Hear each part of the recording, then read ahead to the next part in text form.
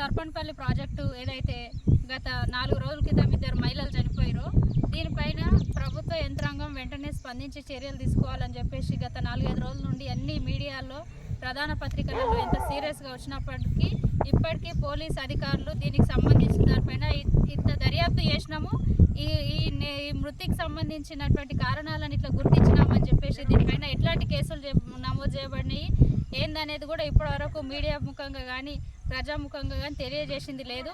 ఈరోజు ప్రజా సంఘాలుగా కమ్యూనిస్ట్ పార్టీలుగా మేము ప్రధానంగా ఒకటే చెప్తున్నాము, జిల్లా కలెక్టర్ కార్యాలయానికి కూతపెట్టి ఉన్నటువంటి ఈ ప్రాజెక్టు ఏదైతే ఉందో ఇది రైతుల యొక్క వ్యవసాయ అవసరాల కోసం నిర్మాణం చేసినటువంటి ప్రాజెక్టు ఈరోజు అక్రమ వ్యాపారాలకు అడ్డగా మారింది.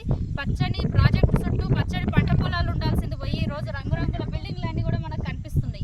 అంటే ఈ అడవిలో ఈ యొక్క బిల్డింగ్లకు అవసరం ఏమొచ్చింది అంటే ఈ నీళ్ళను చూపించుకొని ఇక్కడ ఎన్ని వ్యాపార కార్యక్రమాలు కొనసాగుతున్నాయో మనకు అర్థమవుతా ఉంది. మేము ప్రధానంగా ఒకటే చెప్తున్నాము, రైతుల అవసరాల నిమిత్తం ఏర్పాటు చేసినటువంటి సర్పంపల్లి కావచ్చు, కోటపల్లి కావచ్చు, ఇతర ప్రాజెక్టులన్నింటినీ కూడా అవి రైతుల అవసరాల కోసమే ఉపయోగించాలి. ఇందులో ఈ యొక్క ప్రాజెక్టులలో కొనసాగుతున్నటువంటి ఏవైతే అక్రమ బోటింగ్లు ఉన్నాయో వాటన్నింటినీ ఇప్పటివరకు ఏమైనా అనుమతులు ఉంటే కూడా వాటిని రద్దు చేయాలని చెప్పేసి, అదేవిధంగా జిల్లాలో అక్రమంగా కొనసాగుతున్నటువంటి రిసార్ట్లన్నింటిపైన కూడా జిల్లా కలెక్టర్ గారు చాలా సీరియస్గా స్పందించి వాటికి అనుమతులు లేనటువంటి వాటిని అన్నింటిని కూడా సీజ్ చేయాలి. దాంతోపాటు ఈ యొక్క సర్పంపల్లి ప్రాజెక్ట్ చుట్టుమొత్తం కూడా ఇదంతా కూడా ప్రభుత్వానికి సంబంధించినటువంటి భూమి ఉంది.